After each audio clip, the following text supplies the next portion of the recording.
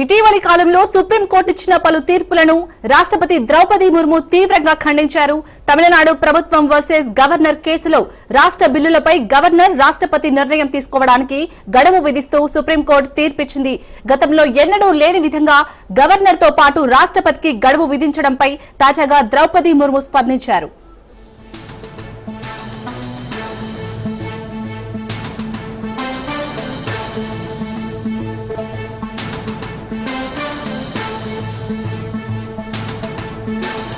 ఈ క్రమంలో రాష్ట్రపతి ద్రౌపది ముర్ము రాజ్యాంగంలో అలాంటి నిబంధన ఏదీ లేనప్పుడు సుప్రీంకోర్టు తీర్పు ఎలా ఇచ్చిందని ప్రశ్నించారు. రాజ్యాంగంలోని 143 ఆర్టికల్ కింద ఉన్న ప్రత్యేక అధికారాలను వినియోగించుకుని సుప్రీంకోర్టు తీర్పుపై రాష్ట్రపతి పలు ప్రశ్నలు సంధించారు. రాజ్యాంగంలోని ఆర్టికల్ 200 గవర్నర్ అధికారాలను బిల్లులకు ఆమోదం తెలపడం లేదా నిలిపివేయడం, రాష్ట్రపతి పరిశీలన కోసం బిల్లును రిజర్వ్ చేయడం వంటి విధానాలను వివరిస్తుందని రాష్ట్రపతి హైలైట్ చేశారు. అయితే ఈ రాజ్యాంగ ఎంపికలను ఉపయోగించుకోవడానికి గవర్నర్ కు ఎలాంటి గడువును ఆర్టికల్ 200లో చెప్పలేదని అన్నారు.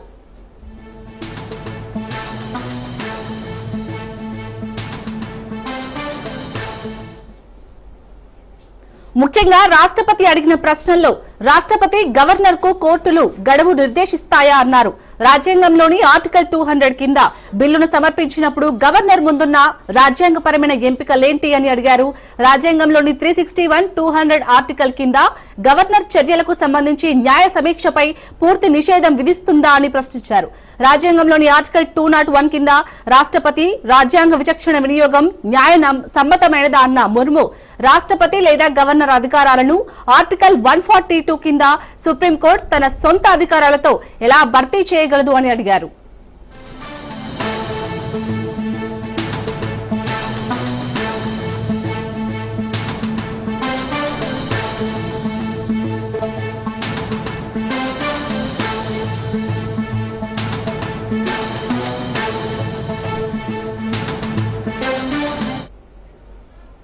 సుప్రీంకోర్టుకు ఉన్న ప్లీనరీ అధికారాలను రాష్ట్రాలు కేంద్రానికి వ్యతిరేకంగా దుర్వినియోగం చేస్తున్నాయా అని ప్రశ్నించారు.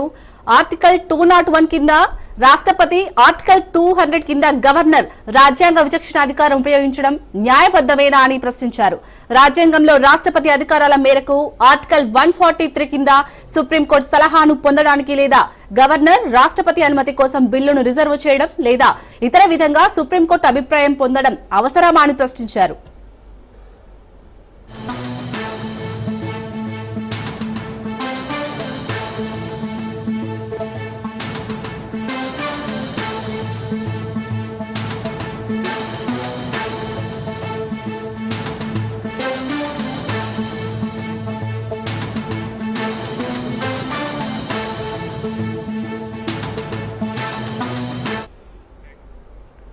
రైట్, సుప్రీంకోర్టు ఇచ్చిన పలు తీర్పులను ఇటీవలి కాలంలో రాష్ట్రపతి ద్రౌపది ముర్ము అయితే తీవ్రంగా ఖండించినట్టుగా తెలుస్తుంది. దీనిపై పూర్తి డీటెయిల్స్ మా ప్రతినిధి సైదులు లైవ్ లో అందిస్తారు.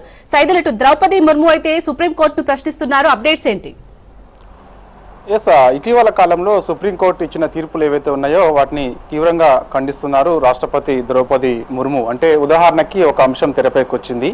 ఏంటి అంటే ఆ అంశము తమిళనాడు ప్రభుత్వం వర్సెస్ తమిళనాడు గవర్నర్కి సంబంధించినటువంటి కేసు ఏదైతే ఉందో పలు బిల్లులను పెండింగ్ పెడుతూ తమిళనాడు గవర్నర్ పెడుతూ వస్తున్నారు పలు బిల్లులను. దానిలో భాగంగా అక్కడ ఉన్నటువంటి తమిళనాడు ప్రభుత్వం స్టాలిన్ ప్రభుత్వం సుప్రీంకోర్టుకి వెళ్ళింది.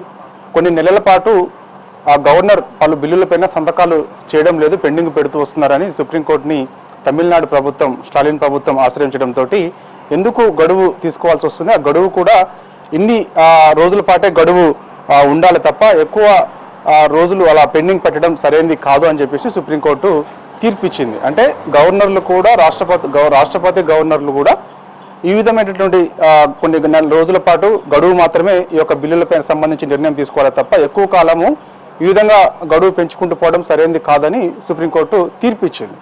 ఆ తీర్పుకు సంబంధించి ఎట్లా రాజ్యాంగంలో భాగంగా ఏ విధంగా ఇస్తారనే దానిపైన ఇప్పుడు రాష్ట్రపతి ద్రౌపది ముర్ము సుప్రీంకోర్టుని ప్రశ్నిస్తుంది. సో దానిలో భాగంగా మరి ఇప్పుడు నూతనంగా సుప్రీంకోర్టు ప్రధాన న్యాయమూర్తిగా జస్టిస్ బిఆర్ గవాయ్ ఆయన పదవి బాధ్యతలు స్వీకరించారు. రాష్ట్రపతి ద్రౌపది ముర్ము అడిగిన ప్రశ్నలకు దానికి సంబంధించి ఆయన ఒక కీలకమైన సమావేశం ఏర్పాటు చేసే అవకాశం ఉంది. సో తద్వారా మరి ఇక ఫర్దర్గా ఏ విధంగా ముందుకెళ్లాలనే దానిపైన కూడా సుప్రీంకోర్టు ఒక నిర్ణయానికి వస్తుంది. అంటే ఏంటంటే రాష్ట్రపతికి సంబంధించి గవర్నర్కి సంబంధించి గడువు, ఇక్కడ ప్రశ్న ఏంటంటే గడువు ఏ విధంగా మీరు విధిస్తారనేది ఇక్కడ ప్రశ్న.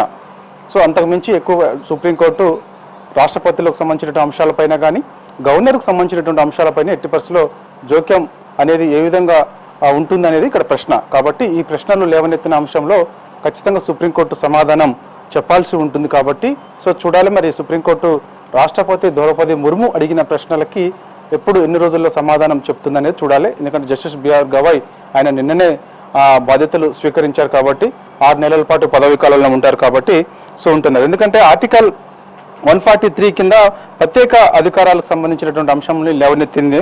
దాంట్లో ముఖ్యంగా సుప్రీంకోర్టుని అడిగిన ప్రశ్నలు ఏంటి అంటే రాజ్యాంగంలోని ఆర్టికల్ 200 కింద బిల్లులను సమర్పించినప్పుడు గవర్నర్ ముందున్న రాజ్యాంగపరమైన ఎంపికలు ఏంటి అనేది కూడా ఈ రాష్ట్రపతి ద్రౌపది ముర్ము సుప్రీంకోర్టుని ప్రశ్నించింది. దాంతోపాటుగా రాజ్యాంగంలోని 361 కింద అదేవిధంగా 200 కింద గవర్నర్ చర్యలకు సంబంధించి న్యాయ సమీక్ష పైన పూర్తి నిషేధం విధిస్తుందా అనేది కూడా ఒక ప్రశ్న వేసింది. దాంతోపాటుగా రాజ్యాంగంలోని ఆర్టికల్ 201 కింద రాష్ట్రపతి రాజ్యాంగ విచక్షణ వినియోగం న్యాయ సమ్మతమైందేనదా అని కూడా ప్రశ్న చేసింది. దాంతోపాటు ఆర్టికల్ 200 కింద రాష్ట్రపతి, ఆర్టికల్ 200 కింద గవర్నర్ రాజ్యాంగ విచక్షణ అధికారం ఉపయోగించడం న్యాయబద్ధమేనా అనేది కూడా ఒకసారి మీరు చూసుకుంటే బాగుంటుందని చెప్పేసి కూడా రాష్ట్రపతి ద్రౌపది ముర్ము సుప్రీంకోర్టును ప్రశ్నించింది. సో రాజ్యాంగంలోని రాష్ట్రపతి అధికారాల మేరకే ఆర్టికల్ 143 కింద సుప్రీంకోర్టు సలహాను పొందడానికి లేదా గవర్నర్ రాష్ట్రపతి అనుమతి కోసం బిల్లును రిలీజ్ చేయడం లేదా సుప్రీంకోర్టు అభిప్రాయం పొందడం అవసరమా అని చెప్పేసి కూడా ఆమె ప్రశ్నించింది. కాబట్టి సో ఖచ్చితంగా ఈ ప్రశ్నలన్నిటికీ కూడా సుప్రీంకోర్టు సమాధానం చెప్పాల్సి ఉంటుంది. సో ఎందుకంటే గవర్నర్లకు సంబంధించి కొన్ని విచక్షణ అధికారాలు అదేవిధంగా ఉంటాయనేది కూడా ఇక్కడ ప్రశ్న. ఎందుకంటే రాష్ట్రపతికి అదే విధంగా ఉంటుంది రాజ్యాంగబద్ధంగా పదవి కాబట్టి సో గవర్నర్లు కూడా రాజ్యాంగబద్ధ పదవిలో ఉన్నారు కాబట్టి వారికి విచక్షణ అధికారాలు కొన్ని ఉంటాయి. కాబట్టి సో వారిలో అంటే వారి విషయంలో సుప్రీంకోర్టు ఏ విధంగా జోక్యం చేసుకుంటుంది, ఏ విధంగా గడువు విధిస్తుంది అనేది ప్రశ్న. కాబట్టి సో సుప్రీంకోర్టు ఇప్పుడు మన జరిగినటువంటి తమిళనాడు ప్రభుత్వం వర్సెస్ ఆ రాష్ట్ర గవర్నర్కు సంబంధించినటువంటి అంశంకు సంబంధించినటువంటి బిల్లుల పెండింగ్ విషయంలో సుప్రీంకోర్టుని తమిళనాడు ప్రభుత్వం ఆశ్రయించినప్పుడు కొన్ని తీర్పులు ఒక తీర్పు ప్రకటన చేసింది. ఖచ్చితంగా కొన్ని రోజుల పాటే ఖచ్చితంగా గవర్నర్ యొక్క బిల్లులకు సంబంధించి గడువు తీసుకోవాలి తప్ప ఎక్కువ రోజులు అలా గడువు తీసుకోకూడదని సుప్రీంకోర్టు తీర్పు ఇచ్చింది. కాబట్టి వెంటనే తమిళనాడు గవర్నర్ కూడా సంతకం చేయాల్సి వచ్చింది.